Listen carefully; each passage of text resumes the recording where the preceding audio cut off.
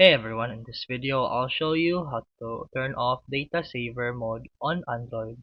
Let's get started. If data saver is turned on, you'll notice a data saver icon in your status bar. This means background apps are being restricted.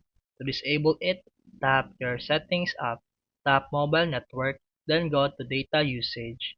Here tap data saver and simply toggle it off. Once you do that, your app will no longer be restricted.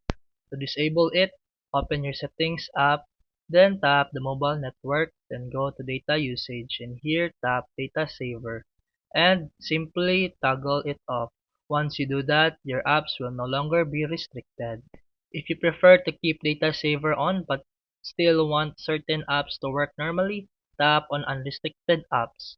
From here, you can allow apps like WhatsApp, Instagram, or Gmail to bypass data saver so you'll continue to receive instant notifications when it's on.